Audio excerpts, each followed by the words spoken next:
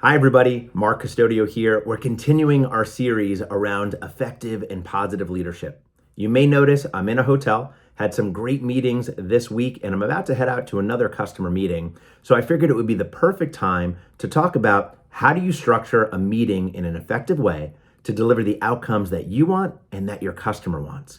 So let's dive right in. The first thing, and the most important, is that when you are selling and when you're interacting with somebody, guess what? You're interacting with people. Sales is a relationship game. It's not a numbers game. It's all about building trust and building relationships with your customers. For me, we're in enterprise long-term sales. So it's super important to build long-term trust and long-term relationships. It is never okay to make a shortcut in order to achieve a short-term goal. You have to ensure that every interaction is one that builds upon your foundation of trust. So be open, honest, transparent with your customers. In addition, it is critical that you understand your customers' needs. What is important for them? What are their 2024 goals? What are their futuristic goals? What do they want to achieve as individuals? What is on their performance agreement? If you understand the things that matter to your customers, then and only then can you determine if the product and services that you're offering can meet those needs. Because at the end of the day, it's all about delivering a positive outcome that is tied to your customers' initiatives. Now, don't be fooled. As a great salesperson, as a great sales leader, you are an advisor. So it's not only a one-way street. You may be able to, based upon your expertise, notice gaps and opportunities that your customers have in individual processes that they're doing, in structures that they have. Maybe you're selling a security product and you notice a risk. It is important that you deliver those recommendations in a way that continues to help your customer achieve the goals that they want to achieve. Okay, let's dive into the next one. Why is this all important? At the end of the day, if you're able to deliver an outcome, if you're able to deliver a need to the customer, you need to determine why is this important both to you as the person who's offering it and selling it and spending your time and resources in order to deliver this, but also to the organization that you're supporting and to the individuals. You'll find that often in a sale, there are multiple reasons why, and that reason depends on different stakeholders. We find that on average in a large enterprise customer, there could be 7, 8 or more, and they vary in different departments. Perhaps it's the IT professional that needs to meet a compliance. Maybe it's the business that needs to deliver something to their customer. Perhaps it's marketing. Maybe it's within the environmental and social governance board where they need to deliver an impact to their customers and to their shareholders.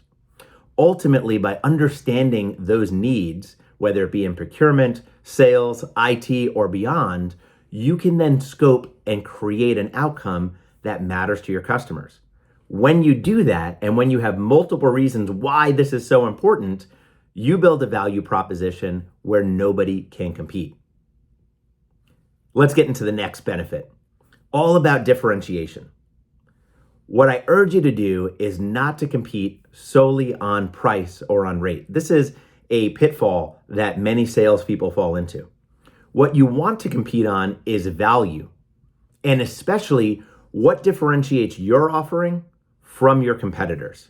Now, this never means to bash the competition and to belittle them. Your competitors are there for a reason, and they only make us better. What you want to do is show your differentiated value proposition and how that's going to benefit your customer. Focus on the value that you bring and how only you can bring. And remember, when you start to bring value that no one else can, or perhaps no one else is articulating, then you're competing in a world of your own. And when there's no competition, you always win. Let's talk about the next one. Have you ever been in a great meeting, but it never went anywhere? A day later, 2 days later, weeks later, you didn't progress that meeting to where you wanted it to. You had all this great momentum. You showcased great product. You were hitting the customer's outcomes. You talked about why it was important. But at the end of the day, the customer never moved forward, never purchased, never got you the contract, never gave you the red lines. Whatever the next step was, wasn't accomplished. Well, why is that? because many sales professionals forget to ask for that next step. So in your preparation for the meeting, it is critical that you focus on what you want to accomplish in this meeting. And in focusing on this, you need to know what you're going to ask for. Perhaps you're not working with the decision maker, and so you need to identify who that is. Do you have a way of asking for that in the meeting? Maybe you ask them for sponsorship. Will you sponsor me to meet with so-and-so so we can discuss the value that I can bring to them? Maybe, and in the meeting that we just had, there's some legal or red line issues. I dug in and understood why there were delays. It turned out they were doing a major merger and acquisition. All of their legal resources were put towards that. That obstacle is now removed. We went through in detail where their obstacles were. I asked them why certain things like payment terms were important. I understood. We were able to negotiate back and forth. And I asked for commitment on a timeline for when we can move this forward. I asked for a week. We delivered in 2 weeks. We're now going to have a very structured process for how we work through these red lines. We also have a date for when the deployment of our services is going to be. And we're also talking about 4 or 5 other opportunities that actually have different departments that I asked for sponsorship with. So remember, when you understand what you want to accomplish and you tie that to the customer's goals, do not be afraid to ask for those next steps. All right, team. So let's wrap up. We talked about the importance of relationships. You're selling with people, and person to person, when you're building that trust in every single interaction, you're going to be able to have faith that when you ask for something, they trust you, so they're going to want to reciprocate and deliver. We also spoke about you uncovering what matters to the customer. Uncover their why. What are their goals? What are the outcomes that we need to deliver? In addition, we discussed the importance of next steps. If you're not asking for those next steps, whether it's sponsorship, whether it's asking for the sale, whether it's asking to talk to the decision maker, you're never going to move that puck closer to the goal. In every interaction that you have, you want to go from where you are to a little bit closer to where you want to be, to ultimately scoring the big deal. Team, this was just a high level on some of the things that you can do. I promise you, if you incorporate a few of these tips, if not all of them, into your next meeting, you're going to have a much better outcome.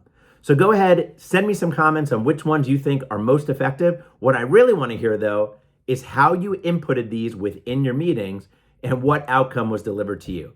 Thank you so much. Subscribe. We're going to be doing these series regularly, and I look forward to having the next conversation with you.